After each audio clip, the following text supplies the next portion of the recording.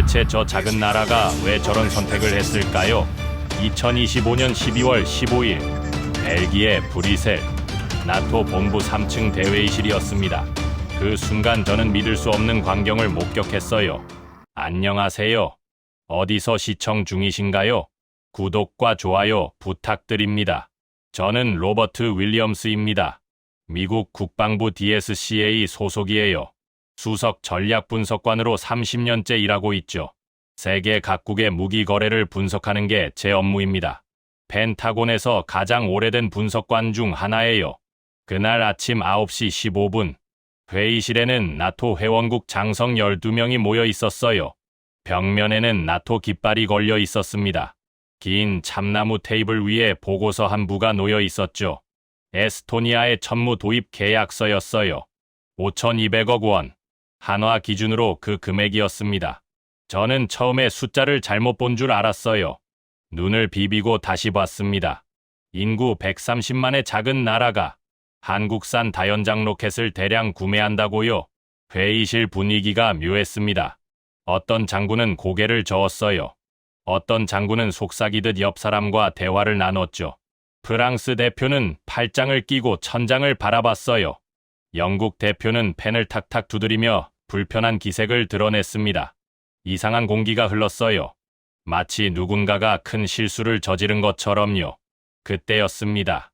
회의실 문이 벌컥 열렸어요. 한 남자가 성큼성큼 들어왔습니다. 에릭 폰 슈미트. 나토 소속 독일 측 기술 자문위원이었어요. 50대 후반의 체격 좋은 남자였죠. 회색 정장에 검은 넥타이를 메고 있었습니다. 금태 안경 너머로 날카로운 눈빛이 보였어요. 그의 얼굴에는 분노가 가득했습니다. 들어오자마자 테이블 위 보고서를 집어들었어요. 에릭이 테이블을 탁 치며 말했습니다.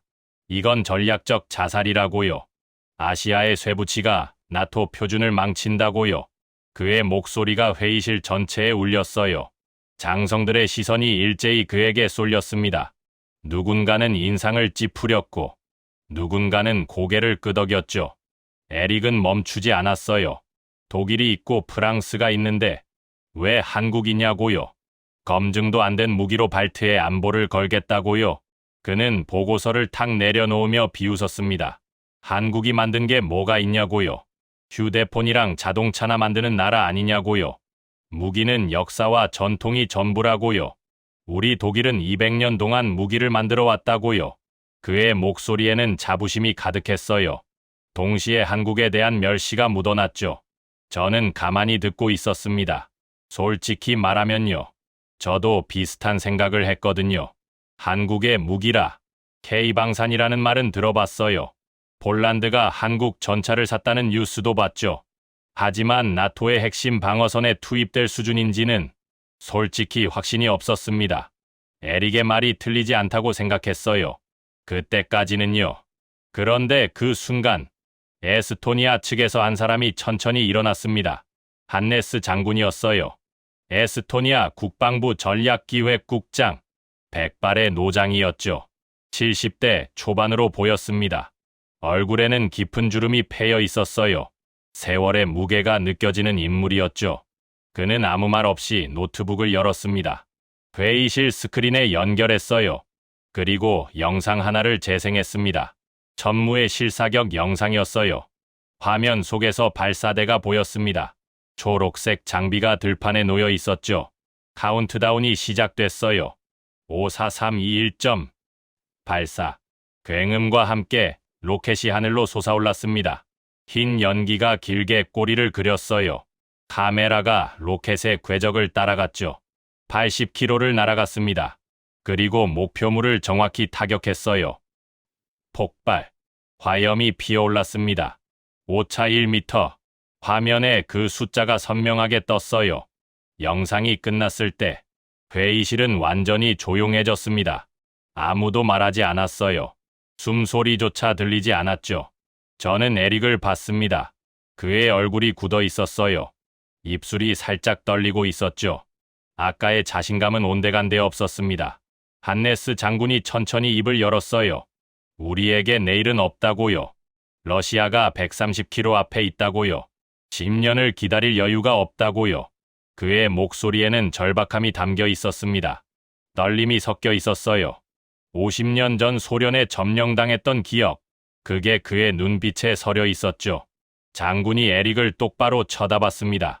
그리고 단호하게 말했어요. 당신들은 8년 후에나 오겠다고 했다고요. 한국은 3년 안에 지키겠다고 했다고요. 우리는 살아남아야 한다고요. 회의실이 다시 조용해졌어요. 에릭은 고개를 숙였습니다. 더 이상 반박하지 못했죠. 그의 손이 테이블 위에서 가늘게 떨리고 있었어요. 저는 창밖을 바라봤습니다. 브뤼셀의 하늘은 잿빛이었어요. 12월의 차가운 공기가 유리창 너머로 느껴지는 것 같았죠. 그때까지만 해도 저는 몰랐습니다. 이 계약의 진짜 의미를요. 한국이라는 나라가 왜 이 자리에 있는지를요. 에스토니아가 왜 저토록 절박한지를요. 하지만 곧 알게 됐어요. 그것도 아주 충격적인 방식으로요. 회의가 끝난 후였습니다. 저는 한네스 장군을 따로 만났어요. 나토 본부 1층 로비였습니다. 높은 천장에 샹들리에가 달려 있었죠. 창밖으로 12월에 차가운 비가 내리고 있었어요. 장군은 창가 소파에 앉아 있었습니다. 커피잔을 손에 들고 있었죠. 표정이 무거웠어요. 아까 회의실에서 보여줬던 단호함은 사라져 있었습니다. 저는 조심스럽게 다가갔어요. 옆자리에 앉아도 되겠냐고 물었죠. 장군은 고개를 끄덕였습니다. 잠시 침묵이 흘렀어요. 빗소리만 들렸습니다. 저는 먼저 입을 열었어요. 왜 한국이냐고요? 유럽에도 좋은 무기가 많지 않냐고요? 독일의 라인메탈도 있고 프랑스의 탈레스도 있지 않냐고요? 장군은 커피잔을 내려놓았습니다. 그리고 천천히 말하기 시작했어요. 17.3조 원. 에스토니아가 향후 10년간 국방에 투자하기로 한 금액이었습니다. GDP의 5%에 달하는 규모였죠. 저는 놀랐어요. GDP의 5%라고요? 나토 권고 기준이 2%인데 그 2배가 넘는 금액이었습니다. 장군이 고개를 끄덕였어요. 우리는 죽기 살기로 준비하고 있다고요. 러시아가 우크라이나를 침공한 이후 발트의 3국은 매일 전쟁을 각오하고 있다고요. 그의 목소리가 낮아졌습니다. 2022년 2월 24일 러시아가 우크라이나 국경을 넘은 날 에스토니아 국민 전체가 잠을 이루지 못했다고요. 장군이 창밖을 바라봤어요. 우리와 러시아 사이의 거리가 130km라고요. 자동차로 2시간이면 수도 탈린에 도착한다고요. 만약 러시아가 마음먹으면 하루 만에 나라가 사라질 수도 있다고요. 저는 가슴이 서늘해졌습니다. 130km. 서울에서 대전까지의 거리와 비슷했어요. 그 거리에 러시아 군대가 있다는 거였죠. 장군이 계속 말했습니다. 그래서 우리는 유럽에 먼저 요청했다고요. 독일에, 프랑스에, 영국에 최신 무기를 좀 팔아달라고 했다고요. 저는 물었어요. 결과가 어땠냐고요. 장군의 표정이 어두워졌습니다. 한숨을 내쉬었어요. 독일은 8년 후에나 가능하다고 했다고요.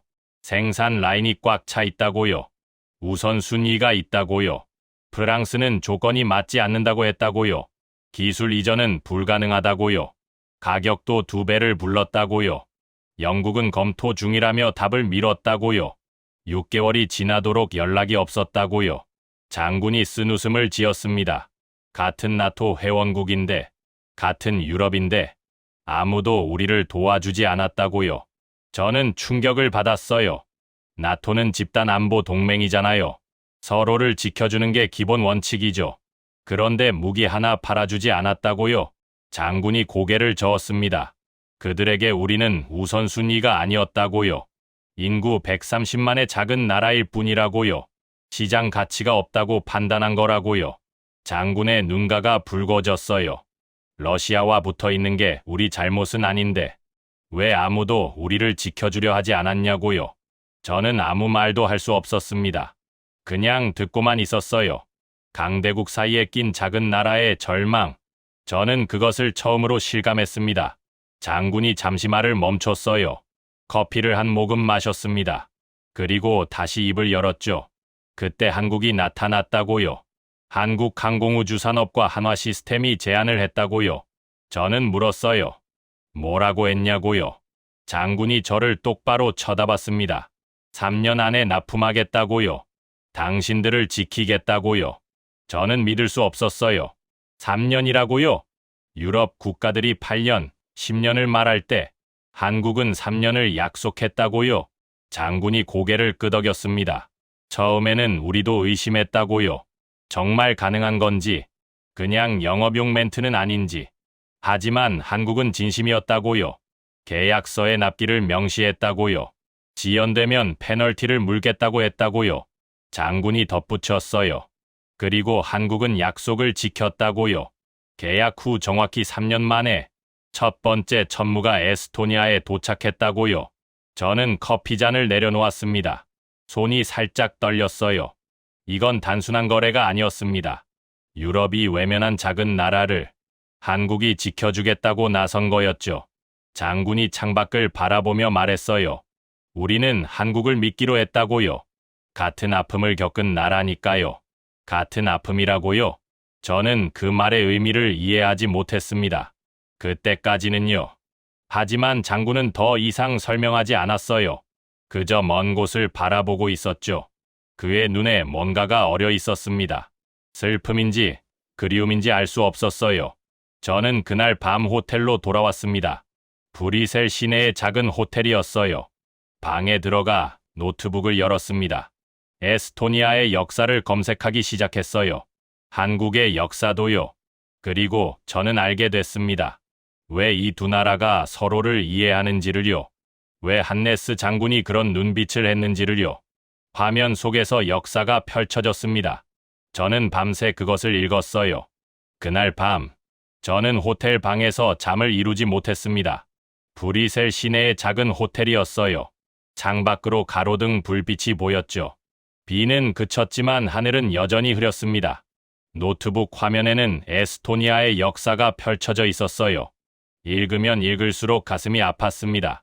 1940년 6월, 소련이 에스토니아를 점령했어요. 하룻밤 사이에 나라가 사라졌습니다. 붉은 군대가 국경을 넘었어요. 탱크가 탈린거리를 달렸죠. 정부는 무너졌고 대통령은 체포됐습니다. 그 후 50년간 에스토니아 사람들은 자신의 나라를 잃었어요. 자신의 언어를 쓸 수 없었습니다. 학교에서는 러시아어만 가르쳤죠. 에스토니아어로 말하면 처벌을 받았어요. 자신의 이름조차 바꿔야 했습니다. 에스토니아식 이름 대신 러시아식 이름을 강요받았죠. 감시와 통제 속에서 살아야 했어요. 비밀 경찰이 모든 곳에 있었습니다. 이웃을 믿을 수 없었죠. 가족끼리도 조심해야 했어요. 1941년 6월, 더 끔찍한 일이 벌어졌습니다. 소련은 10,000명 이상의 에스토니아인을 체포했어요. 한밤중에 집에서 끌려나갔죠. 기차에 실려 시베리아로 보내졌습니다. 영하 40도의 혹한, 굶주림과 질병, 강제, 노동. 그들 중 대부분은 다시 돌아오지 못했어요. 가족들은 평생 소식을 듣지 못했습니다. 저는 화면을 보며 숨을 쉴 수가 없었어요. 이 작은 나라가 겪은 고통이 상상 이상이었거든요. 인구 100만 명의 나라에서 10,000명이 사라진 거예요. 비율로 따지면 엄청난 숫자였습니다. 저는 계속 읽었어요. 50년의 암흑기가 이어졌습니다. 그런데 1988년, 놀라운 일이 벌어졌어요. 달린의 노래 축제장. 그곳에 30만 명이 모였습니다. 에스토니아 인구의 거의 4분의 1이었어요. 그들은 노래를 불렀습니다. 금지되었던 에스토니아 국가를요. 50년 만에 처음으로요. 저는 유튜브에서 그 영상을 찾았어요. 재생 버튼을 눌렀습니다. 화면 속에서 사람들이 보였어요. 손에 손을 잡고 서 있었죠. 어린아이부터 노인까지 30만 명이 한 목소리로 노래했습니다. 가사는 알아들을 수 없었어요. 하지만 그들의 표정은 읽을 수 있었습니다. 눈물을 흘리는 사람도 있었어요. 하늘을 올려다보는 사람도 있었죠. 노래 혁명. 그렇게 불리게 됐습니다. 그들은 총 한 발 쏘지 않았어요. 그저 노래를 불렀을 뿐입니다. 하지만 그 노래가 제국을 무너뜨렸죠. 1991년 8월 20일, 에스토니아는 마침내 독립을 되찾았어요. 51년 만이었습니다. 저는 영상을 멈추고 한참을 앉아 있었어요. 노래로 나라를 되찾은 민족, 그 의지가 믿기지 않았습니다. 그리고 다른 검색창을 열었어요. 한국의 역사를 검색했습니다. 1950년 6월 25일, 6.25 전쟁. 그 이름만으로도 충분했어요. 저도 군사 전문가니까요. 그 전쟁이 얼마나 참혹했는지 알고 있었습니다. 새벽 4시, 북한군이 38선을 넘었어요. 기습 공격이었습니다. 3일 만에 서울이 함락됐어요. 한 달 만에 낙동강까지 밀렸죠. 나라가 거의 사라질 뻔했습니다. 3년간의 전쟁, 민간인을 포함해 수백만 명이 희생됐어요. 전 국토가 폐허가 됐습니다. 서울은 4번이나 주인이 바뀌었어요. 건물의 80%가 파괴됐죠. 다리는 끊어지고 철도는 녹아내렸습니다. 전쟁이 끝났을 때 한국의 1인당 국민소득은 $67였어요. 세계 최빈국 수준이었습니다. 아프리카보다도 가난했죠. 국제사회는 한국을 포기했어요. 재건이 불가능하다고 했습니다. 원조만 받아먹는 나라가 될 거라고 했죠. 그런데 지금은요, 세계 10위권의 경제 대국, 최첨단 반도체를 만들고 우주로 로켓을 쏘아 올립니다. 전 세계에 무기를 수출하죠. 저는 두 나라의 역사를 번갈아 봤어요. 노트북 화면을 좌우로 넘기며 비교했습니다. 그리고 깨달았어요. 공통점이 있었습니다. 둘 다 강대국에 짓밟혔어요. 에스토니아는 소련에, 한국은 일본과 북한에, 둘 다 지워질 뻔했죠. 나라가 사라질 위기를 겪었습니다. 둘 다 아무도 지켜주지 않았어요. 스스로 일어나야 했습니다. 이를 악물고 버텨야 했죠. 저는 그제야 이해했습니다. 한네스 장군이 왜 한국을 선택했는지를요. 누가 지켜주지 않는 서러움, 그걸 아는 나라끼리만 통하는 게 있었어요. 유럽의 강대국들은 몰랐던 거죠. 에스토니아의 절박함을요. 그들은 전쟁을 겪어본 적이 없으니까요. 점령당해 본 적이 없으니까요. 한국은 알았습니다. 같은 경험을 했으니까요. 같은 아픔을 겪었으니까요. 저는 노트북을 덮었어요. 창밖을 바라봤습니다. 브뤼셀의 밤하늘에 별이 보이기 시작했어요. 비구름이 걷히고 있었죠. 그 순간 저는 결심했습니다. 이 이야기를 제대로 알아야겠다고요. 현장에 직접 가봐야겠다고요. 다음 날 아침, 저는 에스토니아 탈린행 비행기에 올랐습니다. 탈린에 도착한 건 12월 17일 오후 2시였습니다. 비행기에서 내리자마자 매서운 바람이 불어왔어요. 발트해에서 불어오는 바람이었죠. 영하 15도. 뺨이 얼어붙는 것 같았습니다. 공항에서 차를 타고 시내로 향했어요. 창밖으로 눈 덮인 풍경이 지나갔습니다. 하얀 들판 위에 작은 집들이 보였죠. 40분 후, 저는 에스토니아 국방부 청사에 도착했습니다. 한네스 장군이 저를 초대했거든요. 천무기술검증회의에 참석하라고요. 회의실에 들어갔을 때 예상치 못한 인물이 있었어요. 에릭 폰 슈미트. 브뤼셀에서 한국을 맹비난했던 그 독일 고문이었습니다. 그는 탈린까지 따라왔더군요. 에릭은 창가에 서 있었어요. 팔짱을 끼고 있었죠. 여전히 불만스러운 표정이었습니다. 회의실에는 에스토니아 군 관계자 5명이 앉아 있었어요. 한네스 장군도 테이블 끝에 앉아 있었죠. 분위기가 긴장되어 있었습니다. 에릭이 먼저 말을 꺼냈어요. 한국 무기의 가장 큰 약점을 알려주겠다고요. 모두가 경쟁해야 할 정보라고요. 그는 노트북을 열었습니다. 스크린에 연결했어요. 화면에 러시아의 전자전 시스템 분석 자료가 떴습니다. 에릭이 자신만만하게 설명했어요. 러시아의 GPS 교란 능력은 세계 최강이라고요. 크라수아-4라는 시스템이 있다고요. 반경 300km 내의 모든 GPS 신호를 무력화시킨다고요. 그가 화면을 넘겼습니다. 발트해 지역의 GPS 교란 현황이 나왔어요. 에릭이 말했습니다. 지난 3년간 발트해에서 GPS 교란이 2,000회 이상 발생했다고요. 민간 항공기도 영향을 받았다고요. 군용 장비는 말할 것도 없다고요. 그가 저를 쳐다봤어요. 미국도 이 문제를 잘 알고 있지 않냐고요. 저는 고개를 끄덕였습니다. 사실이었거든요. 러시아의 전자전 능력은 정말 뛰어났어요. 에릭이 결론을 내렸습니다. 천무는 GPS 유도 방식을 쓴다고요. GPS가 교란되면 로켓이 엉뚱한 곳으로 날아간다고요. 그런 환경에서 한국의 천무는 고철이 될 거라고요. 그는 비웃듯이 덧붙였어요. 아시아에서는 통할지 몰라도 유럽에서는 안 된다고요. 러시아를 상대해 본 적이 없으니까요. 회의실이 조용해졌습니다. 한네스 장군의 표정이 굳어졌어요. 에스토니아 관계자들도 불안한 눈빛을 교환했죠. 저도 솔직히 궁금했습니다. 한국이 이 문제를 어떻게 해결했는지요. GPS 교란은 현대전의 핵심 이슈니까요. 그때였어요. 회의실 문이 열렸습니다. 한국에서 온 기술팀이 들어왔어요. 한화 시스템 소속 엔지니어 3명이었습니다. 감색 점퍼를 입고 있었죠. 그중 한 명이 앞으로 나왔어요. 40대 초반의 남자였습니다. 키는 크지 않았지만 눈빛이 단단했어요. 손에는 기름때가 묻어 있었죠. 현장에서 직접 장비를 만지는 사람이라는 게 느껴졌습니다. 그는 조용히 USB를 꺼냈어요. 노트북에 연결했습니다. 그리고 화면에 데이터를 띄웠어요. 항제밍 시험 결과였습니다. 엔지니어가 담담하게 설명하기 시작했어요. 천무는 GPS만 쓰지 않는다고요. 관성항법 장치 INS를 함께 쓴다고요. 그가 화면을 가리켰습니다. GPS와 INS가 동시에 작동하는 구조도가 보였어요.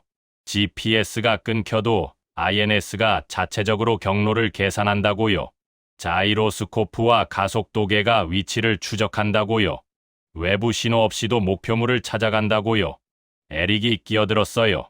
INS는 오차가 누적된다고요.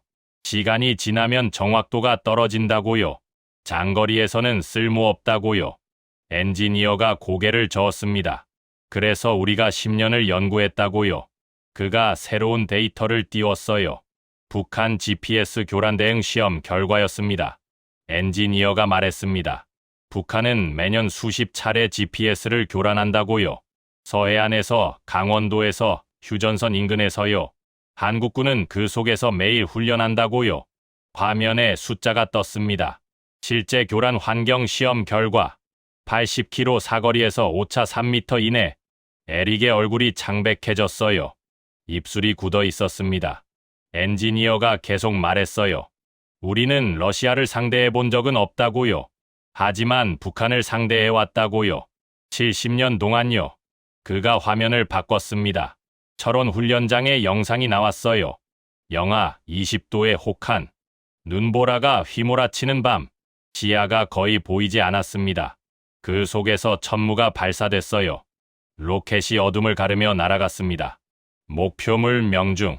화면에 그 글자가 떴어요. 엔지니어가 말했습니다. 발트해의 추위가 걱정이시라고요. 철원의 겨울을 견딘 천무에게 이곳은 따뜻한 편이라고요. 회의실에 웃음이 번졌어요. 에스토니아 관계자들이 고개를 끄덕였습니다. 한네스 장군도 미소를 지었죠. 에릭은 아무 말도 하지 못했습니다. 고개를 숙이고 있었어요. 그의 자신감이 완전히 무너진 순간이었습니다. 저는 그 모습을 지켜봤어요. 그리고 깨달았습니다. 한국의 기술은 이론에서 나온 게 아니었어요. 실전에서 단련된 거였습니다. 북한이라는 상수적 위협 속에서 매일매일 갈고 닦은 결과였죠. 전자전은 마법이 아니었습니다. 한국은 그 마법을 이미 깨뜨리고 있었어요. 70년 동안요. 기술 브리핑이 끝난 후였습니다. 회의실 분위기가 완전히 달라져 있었어요. 에릭은 구석에 앉아 있었습니다. 노트북을 닫고 창밖만 바라보고 있었죠. 아까의 자신감은 온데간데 없었어요. 잠시 휴식 시간이 있었습니다. 커피와 샌드위치가 들어왔어요. 사람들이 삼삼오오 모여 이야기를 나눴죠. 그리고 오후 4시 또 다른 회의가 시작됐습니다. 이번에는 계약 조건에 대한 논의였어요. 에스토니아 국방부 관계자들이 다시 자리에 앉았습니다. 재무 담당자도 2명이 합류했죠.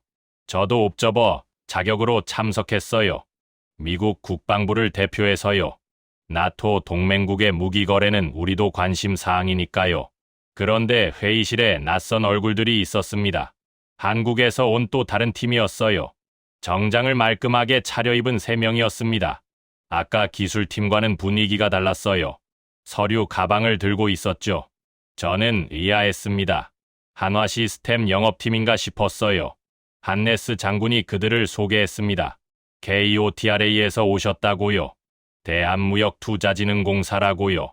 저는 고개를 갸웃했어요. 무역진흥공사가 무기거래에 왜 참여하는 거죠?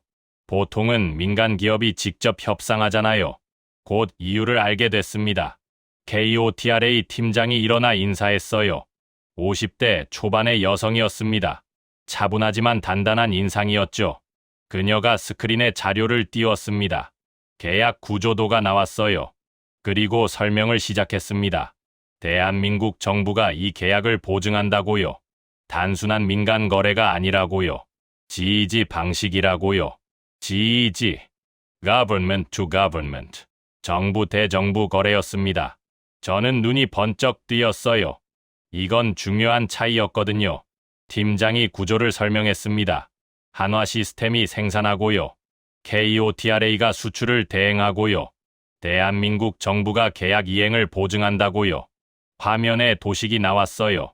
한화 시스템, KOTRA, 대한민국 정부, 그리고 에스토니아 국방부. 네 주체가 연결되어 있었습니다. 에스토니아 재무 담당자가 질문했어요. 정부 보증이 구체적으로 뭘 의미하냐고요. KOTRA 팀장이 대답했습니다. 만약 한화 시스템이 납기를 못 맞추면요. 대한민국 정부가 책임진다고요. 다른 업체를 통해서라도 물량을 맞춘다고요.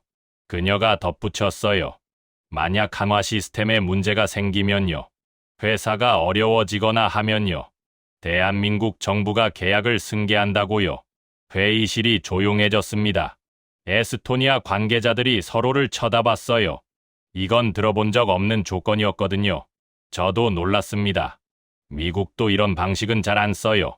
정부가 민간 기업의 계약을 보증하는 건 엄청난 책임을 지는 거니까요. KOTRA 팀장이 계속 말했습니다. 10년간 안정적인 공급을 보장한다고요. 부품 조달도 책임진다고요. 기술 지원팀도 에스토니아에 상주시킨다고요. 그녀가 서류를 꺼냈어요. 계약서 초안이었습니다. 여기 명시되어 있다고요.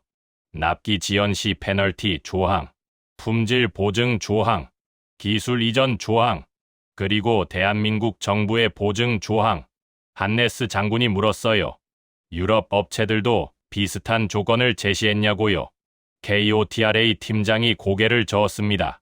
독일은 정부 보증 없이 민간 거래만 제한했다고요. 라인메탈이 직접 계약하는 방식이었다고요. 회사에 문제가 생기면 에스토니아가 감당해야 했다고요. 프랑스는 조건이 까다로웠다고요. 기술 이전은 불가능하다고 했다고요. 부품도 프랑스에서만 사야 한다고 했다고요. 사실상 종속 계약이었다고요. 영국은 답변 자체를 미뤘다고요. 6개월이 지나도록 연락이 없었다고요. 저는 그 차이를 확실히 느꼈어요. 유럽 국가들은 에스토니아를 고객으로 봤습니다. 돈이 되면 팔고요. 안 되면 마는 거죠. 그들에게 에스토니아는 그냥 작은 시장이었어요. 한국은 달랐습니다. 에스토니아를 파트너로 봤어요. 함께 안보를 지키는 동맹으로요. 그래서 국가가 직접 나선 거였죠. KOTRA 팀장이 마지막으로 말했어요. 대한민국은 약속을 지키는 나라라고요. 우리가 보증한다는 건요. 대한민국 5천만 국민이 보증한다는 거라고요. 그 말이 회의실에 울렸습니다. 잠시 침묵이 흘렀어요. 저는 에릭을 힐끗 봤습니다. 그는 고개를 숙이고 있었어요. 더 이상 반박할 말이 없어 보였습니다. 아까 기술에서 졌고요. 이번엔 신뢰에서 진 거였죠. 회의가 끝난 후였습니다. 한네스 장군이 저에게 다가왔어요. 그가 조용히 말했습니다. 이게 결정적이었다고요. 저는 물었어요. 뭐가요? 장군이 대답했습니다. 유럽 무기상들은 절대 해주지 않았던 것. 국가 차원의 보증. 그게 한국을 선택한 진짜 이유라고요. 그가 창밖을 바라봤어요. 달린의 하늘에 눈이 내리기 시작했습니다. 장군이 덧붙였어요. 무기는 아무나 만들 수 있다고요. 하지만 신뢰는 아무나 줄 수 없다고요. 한국은 신뢰를 줬다고요. 저는 고개를 끄덕였습니다. 원조를 받던 나라가 이제 다른 나라를 지키겠다고 나서는 거였어요. 그것도 국가 신용을 걸고요. 그 순간 저는 느꼈습니다. 한국이라는 나라의 무게를요. 그들이 짊어진 책임의 크기를요. 에스토니아 천무 계약 소식이 퍼지기 시작했습니다. 12월 18일 아침이었어요. 저는 탈린 시내 호텔에서 눈을 떴습니다. 창밖으로 하얀 눈이 소복이 쌓여 있었죠. 휴대폰을 확인했어요. 알림이 수십 개가 와 있었습니다. 워싱턴에서, 브뤼셀에서, 런던에서 뉴스가 터진 거였어요. 저는 노트북을 열었습니다. BBC 웹사이트에 접속했어요. 메인 화면에 기사가 떠 있었습니다. 에스토니아, 한국산 천무 도입 확정, 5,200억 원 규모 계약 체결. 기사를 읽어 내려갔어요. BBC 기자가 분석을 덧붙여 놓았더군요. 유럽 방산업계가 충격에 빠졌다고요. 발트해의 작은 국가가 유럽이 아닌 아시아를 선택했다고요.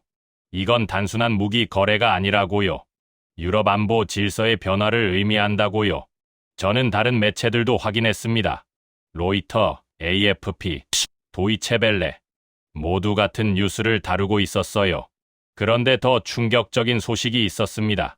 라트비아, 리투아니아, 발트 3국의 다른 두 나라가 한국에 관심을 보이기 시작했다는 거예요.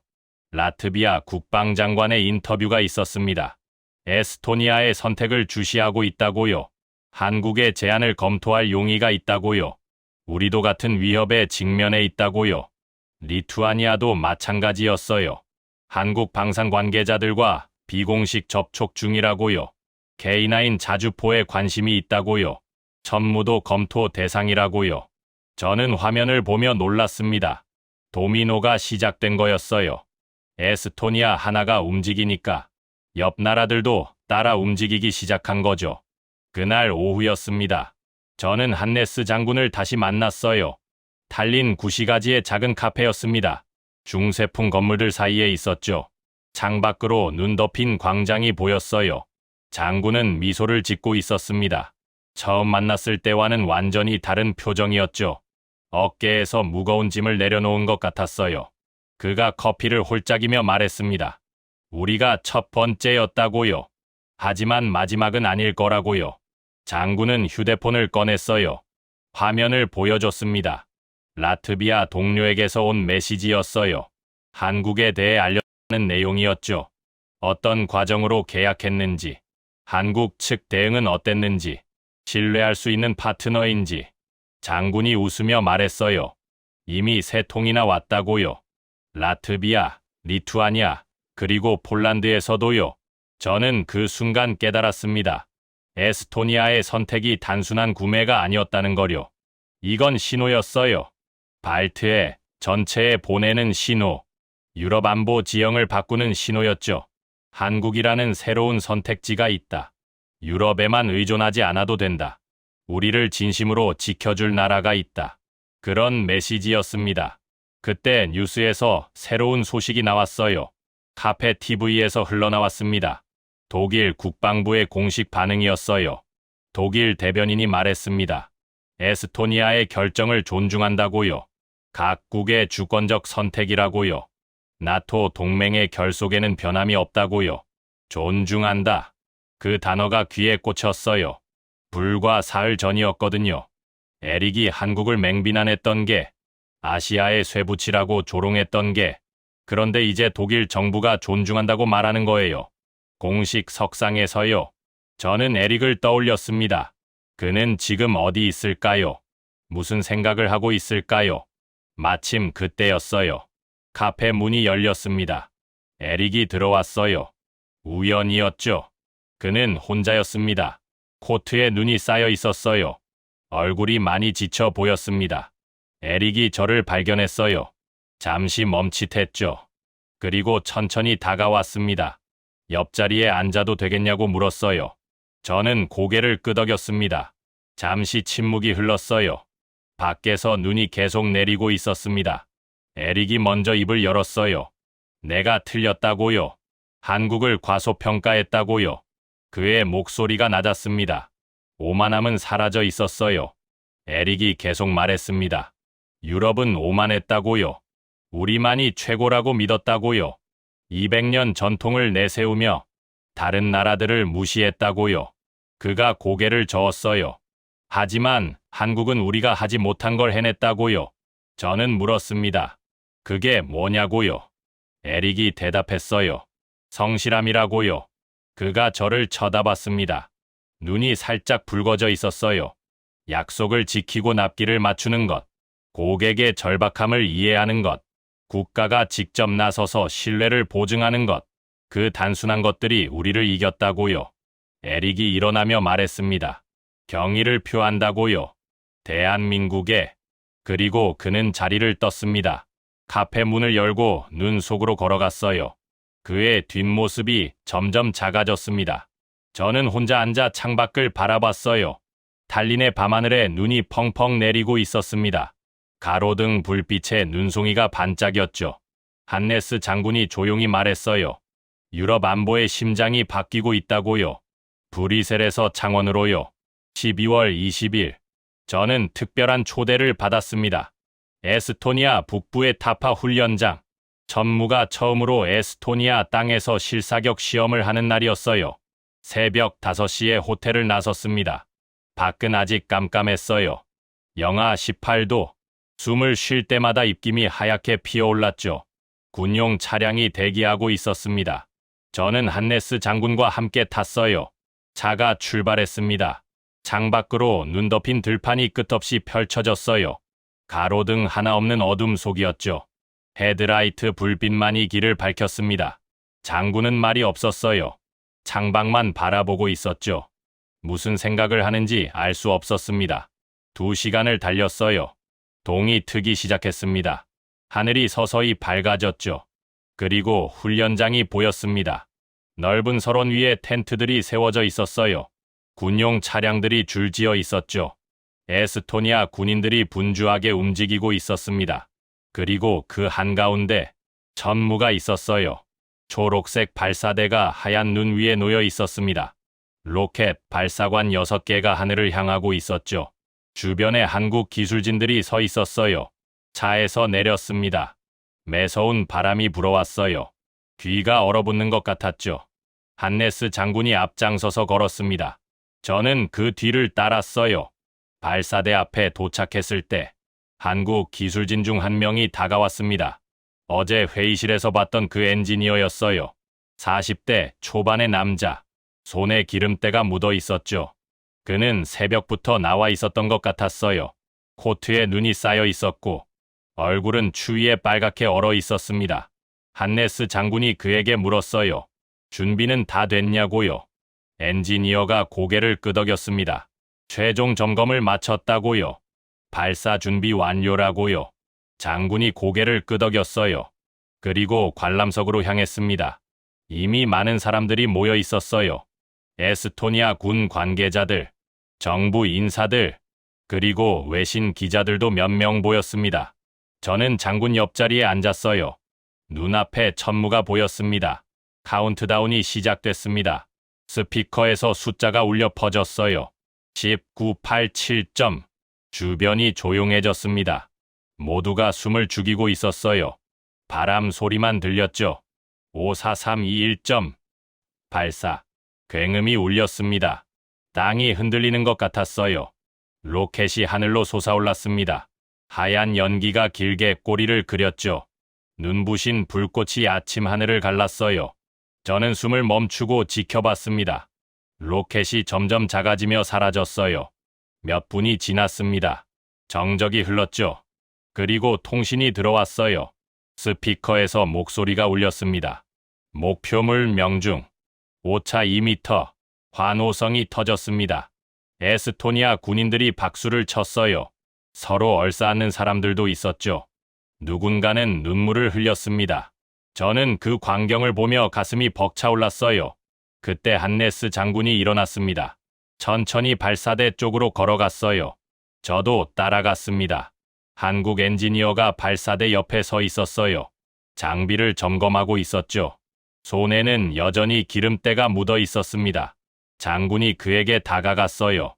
엔지니어가 고개를 들었습니다. 장군이 손을 내밀었어요. 엔지니어가 잠시 망설였습니다. 자신의 손이 더럽다는 걸 알았거든요. 하지만 장군은 개의치 않았어요. 엔지니어의 손을 꼭 잡았습니다. 기름때 묻은 그 손을요. 장군의 눈가가 붉어졌어요. 목소리가 떨렸습니다. 그가 말했어요. 우리는 명품을 산 게 아니라고요. 잠시 말을 멈췄습니다. 감정을 추스르는 것 같았어요. 장군이 계속 말했습니다. 200년 전통의 독일 무기가 명품이라고요. 100년 역사의 프랑스 무기가 명품이라고요. 우리는 그런 걸 산 게 아니라고요. 그가 엔지니어의 손을 더 꽉 쥐었어요. 우리와 같은 아픔을 겪은 나라, 우리처럼 짓밟히고 일어선 나라, 그 나라가 우리를 지키겠다고 밤을 새워 장비를 점검하고 영하 20도 추위 속에 서 있는 거라고요. 장군의 눈에서 눈물이 흘렀습니다. 우리는 정신을 샀다고요. 당신들의 뜨거운 심장을 샀다고요. 엔지니어도 눈시울이 붉어졌어요. 아무 말도 하지 못했습니다. 그저 장군의 손을 맞잡고 있었죠. 주변에 있던 사람들도 조용해졌어요. 누군가는 고개를 숙였습니다. 누군가는 하늘을 올려다봤죠. 저는 그 광경을 지켜봤습니다. 가슴이 뜨거워졌어요. 이게 진짜였습니다. 무기 거래가 아니었어요. 신뢰의 교환이었죠. 아픔을 아는 자들끼리의 연대였습니다. 저는 그제야 완전히 이해했어요. 왜 에스토니아가 한국을 선택했는지, 왜 한네스 장군이 그토록 절박했는지, 그리고 왜 한국이 응답했는지. 2025년 12월 21일, 에스토니아 수도 탈린. 저는 구시가지 한복판에 서 있었습니다. 탈린 전쟁박물관 앞이었어요. 중세풍 건물들 사이로 눈이 내리고 있었습니다. 하얀 눈이 돌바닥 위에 소복이 쌓였죠. 크리스마스 장식들이 거리 곳곳에 걸려 있었어요. 오늘은 특별한 날이었습니다. 에스토니아 천무 계약 공식 서명식이 열리는 날이었어요. 박물관 앞에는 사람들이 모여 있었습니다. 에스토니아 정부 인사들, 한국 방산 관계자들, 외국 기자들, 그리고 일반 시민들도 있었어요. 저는 군중 사이에 서서 지켜봤습니다. 단상 위에 테이블이 놓여 있었어요. 에스토니아 국기와 태극기가 나란히 걸려 있었죠. 두 나라의 깃발이 바람에 펄럭였습니다. 한네스 장군이 단상에 올랐어요. 그 옆에는 한국 대표단이 서 있었습니다. KOTRA 팀장도 보였죠. 서명이 시작됐습니다. 펜이 종이 위를 지나갔어요. 카메라 플래시가 터졌습니다. 5,200억 원. 역사적인 계약이 완료되는 순간이었어요. 서명이 끝나자 박수가 터졌습니다. 사람들이 환호했어요. 어떤 사람은 태극기를 흔들었습니다. 저는 그 광경을 보며 감회가 새로웠어요. 일주일 전이었죠. 브뤼셀 나토 본부에서 처음 이 소식을 들었을 때 저는 의심했었습니다. 한국이라고요? 인구 130만의 작은 나라가 왜 유럽이 아니라 아시아를 선택했을까요? 하지만 이제 알았어요. 직접 보고 들었으니까요. 에스토니아의 절박함을요. 한국의 진심을요. 두 나라가 공유하는 아픔을요. 단상에서 한네스 장군이 연설을 시작했습니다. 마이크에서 그의 목소리가 울려 퍼졌어요. 장군이 말했습니다. 오늘 우리는 무기를 산 게 아니라고요. 생존을 샀다고요. 자유를 샀다고요. 그가 한국 대표단을 바라봤어요. 130km 앞에 러시아가 있다고요. 유럽은 8년을 기다리라고 했다고요. 하지만 한국은 3년 안에 오겠다고 했다고요. 그리고 약속을 지켰다고요. 장군의 목소리가 떨렸습니다. 우리는 같은 아픔을 아는 나라를 찾았다고요. 짓밟히고 일어선 나라. 전쟁의 폐허에서 기적을 만든 나라. 그 나라가 우리를 지켜주겠다고 손을 내밀었다고요. 박수가 다시 터졌어요. 사람들의 눈시울이 붉어졌습니다. 저는 군중 속에서 가만히 서 있었어요. 가슴이 뜨거워졌습니다. 연설이 끝나고 행사가 마무리됐습니다. 사람들이 삼삼오오 흩어지기 시작했어요. 저는 박물관 앞 벤치에 앉았습니다. 눈이 계속 내리고 있었죠. 30년간 무기 거래를 분석해왔어요. 미국, 러시아, 중국, 유럽, 강대국들의 무기 비즈니스를 지켜봤습니다. 그들에게 무기는 돈이었어요. 권력이었죠. 영향력을 확대하는 도구였습니다. 하지만 한국은 달랐어요. 그들에게 무기는 생존이었습니다. 70년간 북한과 대치하며 만들어낸 기술, 언제 전쟁이 터질지 모르는 긴장 속에서 갈고 닦은 능력, 그래서 에스토니아의 절박함을 이해했던 거예요. 같은 처지였으니까요. 저는 하늘을 올려다봤습니다. 회색 구름 사이로 눈송이가 떨어지고 있었어요. 1950년 한국 전쟁이 터졌을 때 한국은 세계에서 가장 가난한 나라였습니다. 원조를 받아야 살 수 있었죠. 미국이 도왔어요. 유엔군이 왔습니다. 다른 나라들의 희생으로 겨우 살아남았죠. 그런데 75년이 지난 지금 한국은 다른 나라를 지키는 나라가 됐어요. 원조를 받던 나라에서 원조를 주는 나라로, 무기를 사던 나라에서 무기를 파는 나라로, 아니, 단순히 파는 게 아니었어요. 지키겠다고 약속하는 나라가 된 거였습니다. 저는 주머니에서 휴대폰을 꺼냈어요. 워싱턴으로 보낼 보고서 초안을 열었습니다. 펜타곤에서 기다리고 있었거든요. 에스토니아 천무 계약에 대한 분석 보고서를요. 저는 천천히 타이핑하기 시작했습니다. 한국은 더 이상 과소평가할 대상이 아니다. K방사는 마케팅 구호가 아니다. 실전에서 검증된 기술이다. 신뢰로 뒷받침된 파트너십이다. 그리고 마지막 문장을 적었어요. 대한민국은 자유세계의 새로운 병기창이 되었다. 저는 휴대폰을 주머니에 넣었습니다. 벤치에서 일어났어요. 탈린 구시가지를 걸었습니다.